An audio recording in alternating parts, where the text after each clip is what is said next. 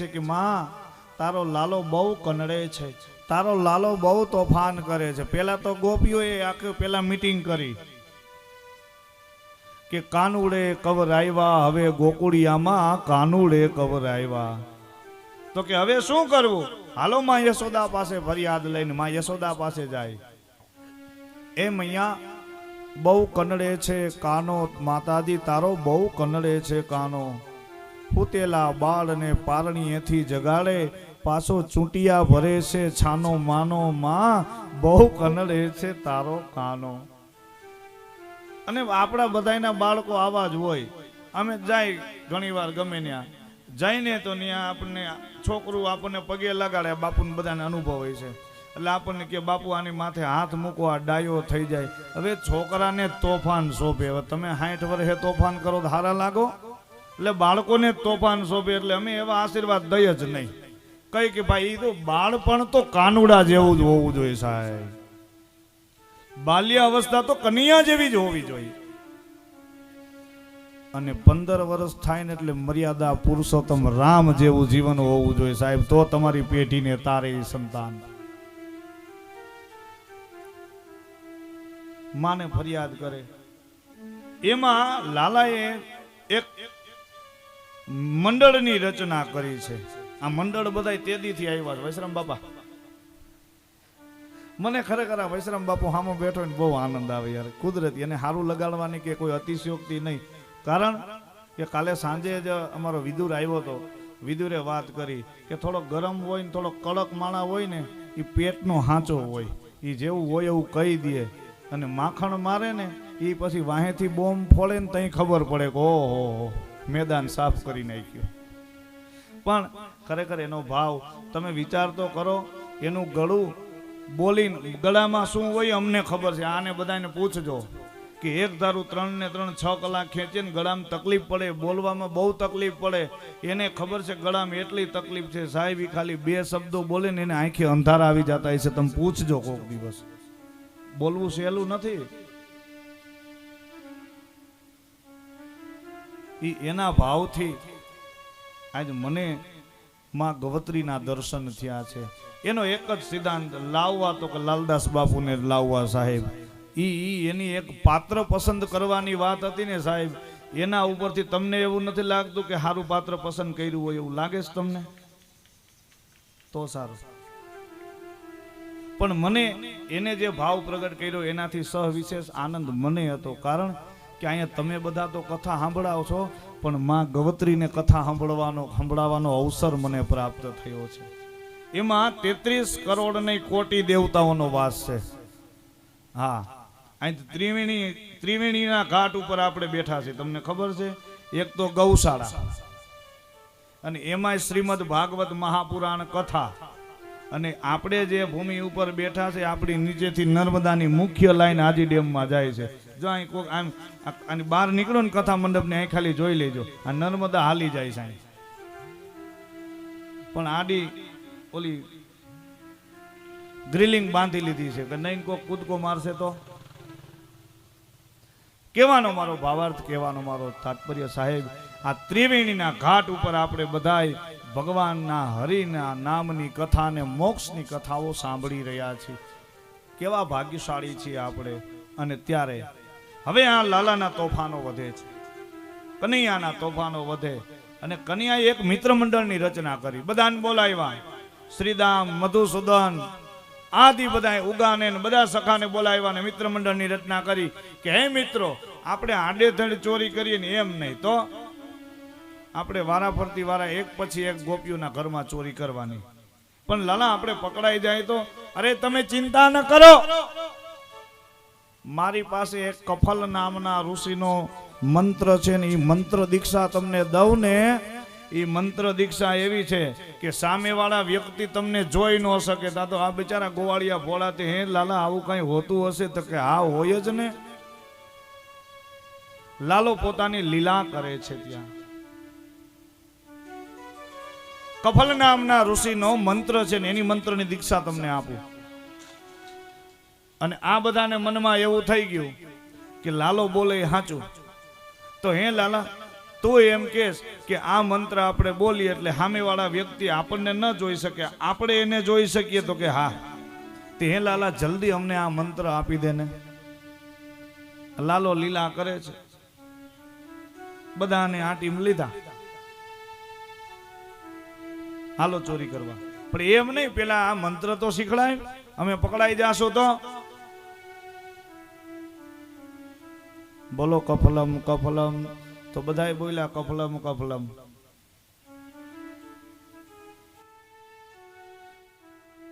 કનૈયાને કીધું લાલા તું અમને જોઈ શકસ? ઓલો અજાણ્યો થઈ ગયો, ના તમે ક્યાં ગયા બધા, તમે કોઈ દેખાતા તો નથી. એટલે એને વિશ્વાસ બેહી ગયો કે આ મંત્ર સાચો છે, આપણે લાલાને જોઈ શકીએ પણ લાલો આપણને જોઈ શકતો નથી. ના કનૈયાએ લીલા કરી છે સાહેબ. એક પછી એક ગોપીના ઘરમાં ચોરી કરવા માટે જાય. એમાં પ્રભાવતી નામની ગોપી બહુ ચાલાક, વારા પરથી વારા ચોરી કરવા માટે જાય ને પ્રભાવતીના ઘરનો વારો આવ્યો ને ત્યારે પ્રભાવતીના દીકરાએ કીધું કે લાલા ચોરી કરવી હોય ને કરજે, પણ મારું ઘર ભૂલી જાય છે, મારું ઘર ભૂલી જાય છે. એક ઘર તો કે ડાકણી તારવેશ, તારવી દે. લાલો કે નહીં, નિયમી નિયમ, ચોરી તો થાશે, પણ કે મારી માં બહુ ચાલાક છે. અરે તારી માં નહીં, પણ તારા નાની માં ચાલાક હોય ને તો લાલાને પકડી ન શકે. કઈ વાંધો નહીં. પ્રભાવતીને ખબર પડી કે આમ લાગે થાયલું આવે છે, આજે આપણો જ વારો છે. બહુ ચાલાક ગોપી, બહુ બુદ્ધિશાળી છે. માખણનું માટ સિક્કા ઉપર ટીંગાડ્યું, એની ઉપર થાળી મૂકી, થાળી ઉપર પાણી ભર્યું અને સિક્કાએથી દોરી લાંબી કરી અને સિક્કાની વચ્ચે ત્રિકોણ હોય, ત્રિકોણમાં ઘંટડી બાંધી અને દોરી લાંબી કરીને એના ઓશિકે રાખીને હૂતી કે ગમે એમ કરીને આને પકડી લવાય છે. માં યશોદા માનતી નથી ને કે તારો લાલો ચોરી નથી કરતો, આજ રંગે હાથે પકડું લાલાને. આખે આખું મિત્ર મંડળ પ્રભાવતીના ઘરની અંદર ત્રાટકા. લાલાએ નેજવા માંડીને જોયું, ઓલાને કીધું કે તારી વાત સાચી હો, તારી માં છે બહુ ચાલાક, પણ તું ચિંતા ન કર. પણ લાલા આપણે પકડાઈ જઈશું, મારા ઘરની વંડી ઊંચી છે. તો કે તમને મેં કફલનો મંત્ર આપ્યો છે? તો કે હા, એ મંત્ર બોલવા માંડજો એટલે તમને કોઈ જોઈ નહીં શકે, હું તો મારો રસ્તો કરી લઈશ. ભલે લાલા. હવે આ ભોળા ગોવાળિયાઓને લાલા ઉપર વિશ્વાસ, અને આ કૃષ્ણ પોતાની લીલા કરે છે, બાળ લીલા. મિત્ર મંડળનું વર્તુળ થયું, એકબીજાના ખભા ઉપર વર્તુળ ઊંચું ગયું અને છાલે કૃષ્ણ ખભા ઉપર પગ મૂકી અને એ સિક્કા પાસે જાય અને ઓલાને કીધું કે તારી વાત સાચી છે, બહુ ચાલાક છે તારી માં. માથે થાળી પાણીની છલોછલ ભરી છે. પણ કનૈયાએ કીધું કે જ્યાં બધાને વિચારવાનું બંધ થાય ને ત્યાંથી કૃષ્ણની શરૂઆત થાય છે. બધાની વિચાર શૈલી બંધ થાય ત્યાંથી કૃષ્ણની વિચાર શૈલી ચાલુ થાય. એ કૃષ્ણે પોતાનું પિતાંબર એ થાળીમાં બોળ્યું અને પાણી બધું ચૂસી લીધું, થાળી કરી નાખી ખાલી. નજર ગઈ ઘંટડીની સામે. લાલો કે ઘંટડીને પછી પેલા જે દોરી બાંધી હતી ને પ્રભાવતીના ઓશિકા સુધી, લાલો કે મને નીચે ઉતારો. નીચે ઉતારો. પ્રભાવતી સૂતી છે, સાવરણીની સળી લઈને કાનમાં અડાડી, ખંજવાળ આવી ને તો ઓશિકા નીચે દોરી ખેંચી લીધી.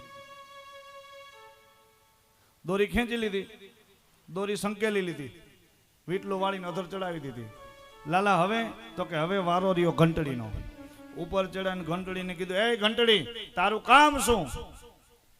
તો કે પ્રભુ મારે તો તમારા માટે જ વાગવાનું.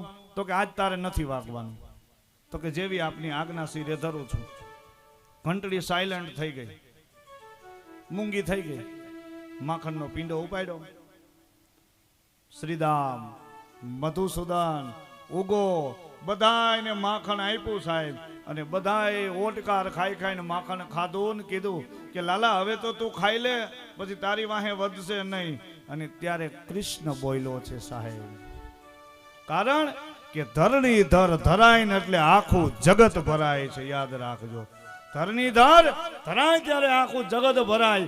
એ જ કનૈયો જ્યારે 5 પાંડવોને છઠ્ઠા દ્રૌપદી આશ્રમની અંદર છે ને કૃષ્ણને ભૂખ લાગી ને ત્યારે આશ્રમમાં ગયા.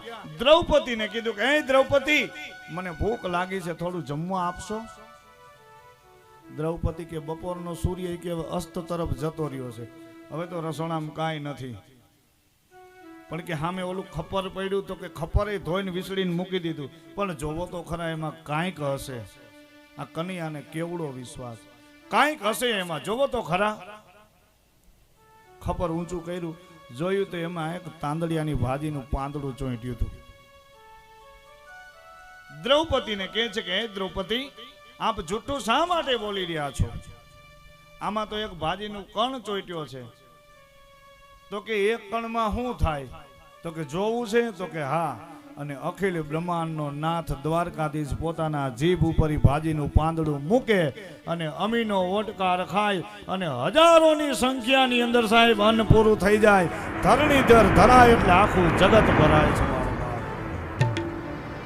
અને તમને ન ખબર હોય તો કહી દો, આપણા રહોડામાં કનૈયો કાયમ આટા મારે છે. હું કાલે ગયો તો રસોડા, મેં તો કનૈયાના દર્શન કર્યા. મને કનૈયો કાલ દેખાણો તો રસોડામાં. કારણ દેખાણો તો ને મેં મહેસૂસ કર્યો છે. જ્યારે રસોઈનું જ્યારે એ શાક ઓરતા હતા અને ભજીયાનો આથો તૈયાર થતો હતો અને એ બધી વસ્તુ તૈયાર થતી હતી ને, ત્યારે માણસો આટલા હતા. અને 11 વાગ્યા પછી જનમેદની ઉમટી 1.5 માણા થઈ ગયું ને સાહેબ, રહોડાની અંદર જો કાંઈ એક મરચા જેવી મરચાની વસ્તુ જો ન ઘટતી હોય એટલે સમજવું કે ત્યાં કનૈયો આટા મારતો જ હોય સાહેબ. કાલે બપોરે હું ત્યાં ગયો, મેં જોયું કેટલા ભાવથી પ્રસાદ લે. અરે સાહેબ, હું તમને ગેરંટી આપું અહીંયા વ્યાસપીઠ ઉપરથી સાધુના દીકરા તરીકે કે ગૌશાળાની અંદર તમે ગાયના સાનિધ્યમાં આવ્યા, ગુરુના આશ્રમની અંદર આવ્યા અને એ આઈનો પ્રસાદ જો તમારા પેટમાં જાય ને સાહેબ, તમારી 71 પેઢીના પિતૃ તરી જાય ને પાપ બળીને ભસ્મ થઈ જાય. આ જગ્યાના પ્રસાદનો પ્રભાવ છે. લાલા, હવે કોઈ વાંધો નહીં, ચિંતા ન કરો.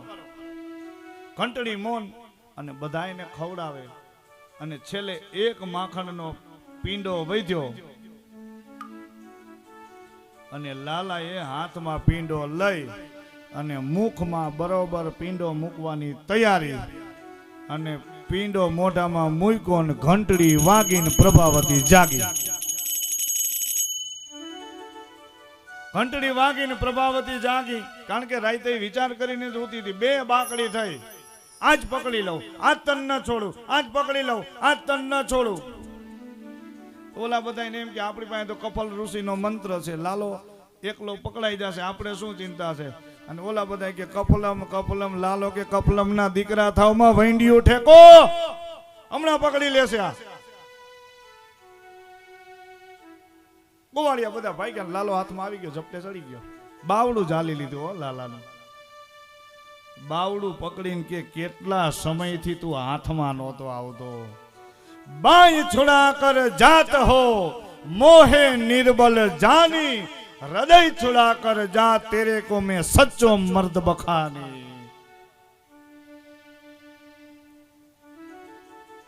બાવડું પકડી લીધું. આ એ જ કૃષ્ણ છે. પ્રભાવતી બાવડું પકડીને કાનુડાને ઢહેડો. એ તમને બધાને ખબર જ છે. આ પરિસ્થિતિ કઈ થાય, ઓલું આખું દી ટેં ટેં કરતું હોય ને ઘરમાં કામ પડ્યું હોય ને સુરત માથે સડ્યો હોય ને ત્યાં બિચારાનો વારો એનો કાઢે.